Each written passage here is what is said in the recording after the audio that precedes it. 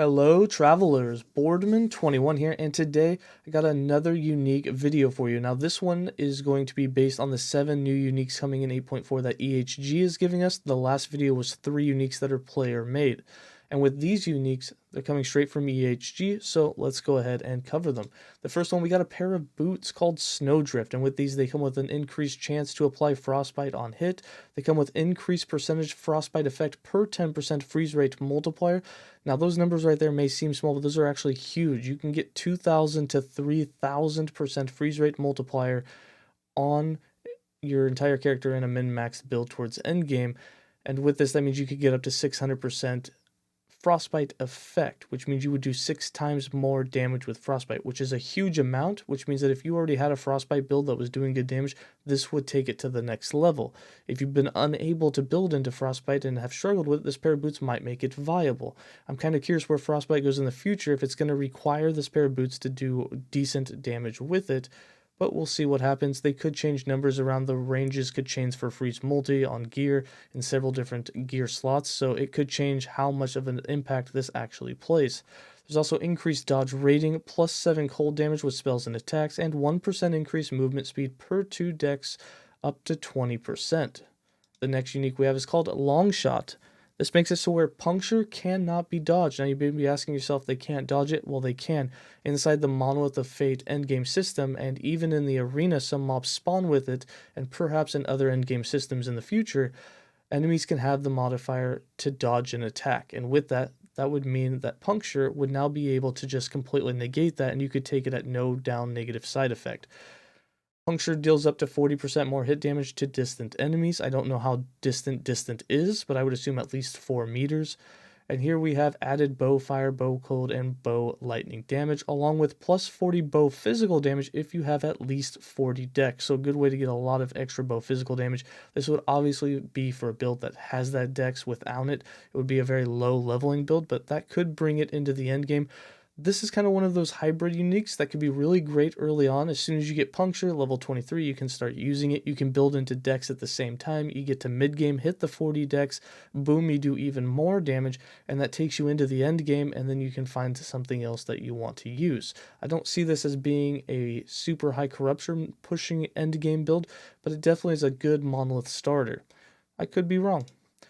And then we have Turanis Bident, and this is a spear. It comes with plus lightning throwing damage with javelin. 100% of javelin damage is converted to lightning. 100% of bleed and ignite chance is converted to electrify chance, and 158% increased electrify effect. This also comes with lightning penetration, and when you use javelin, you gain a stack of Turanis Thunder for 4 seconds. Each stack grants plus 12 spell lightning damage. That is a huge amount, and that means that when you use javelin, that you can have unlimited stacks of that the more you use javelin. So it's kind of crazy how much spell lightning you'd be able to stack up with that against bosses. That's a great way to get a whole bunch of stacks and see your damage kind of scale up. The next one we have is called Hazel Root. This is a scepter, and this scepter comes with a % chance to cast Thorn Shield on yourself when you directly use a physical skill. You get plus 1 spell physical damage per 3 attunement, 45% increased physical damage, and then you get some added health and mana. Now something cool about this is I'm really starting to like these ones that add spell physical damage, not based necessarily on your level, but how much you want to build into it, and in this case per attunement, which kind of helps you through the leveling process. You can keep stacking attunement and make a weapon better. The next one we have is the Usurper's Mandate.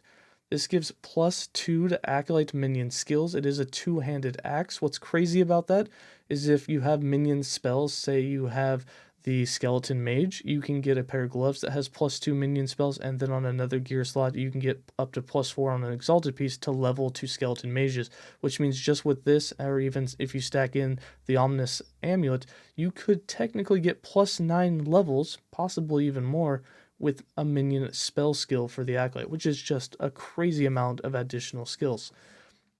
This also comes with a % chance to gain 50 health on minion hit, and I believe that that's going to be when your minions do a hit, it's healing you, which is crazy. If you have a lot of minions and they're doing a lot of hits, this is going to be a good way to have some good health coming in. And then you have a 24% chance to gain 50 health on minion death. Now, the reason that it says on minion death, that means that it has to be health for you, and that's why I think the first one definitely is affecting you, which is cool. Last patch, we thought we were getting some of the poison damage that minions did leech to us. That wasn't the case. But in this one, looks like you are getting that health, which could make it a very viable weapon for endgame because your minions are doing tons of hits and you have tons of them, so you're going to have a constant health refillment. This also gives you a ton of health and your minions cannot be stunned. And the next one we have is a Silva Frond. This is going to be a turquoise ring, a minion ring, and when you directly cast Summon Vines, you are teleported to the target location. That gives us a movement speed for the Spriggan form, which is pretty cool. Now, it does give a 7-second cooldown duration for Summon Vines.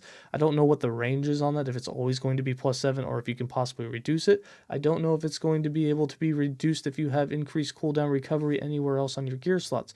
Usually on things like this, they don't interact, but maybe they will. This also has a 100% increased vine summoned when you directly cast Summon Vines. I mean, you'll get twice as many vines on that one cast per 7 seconds. Summon Vines are immune to poison, and they get 26% increased attack and cast speed. I would assume that that has a range as well, probably up to a max of 30.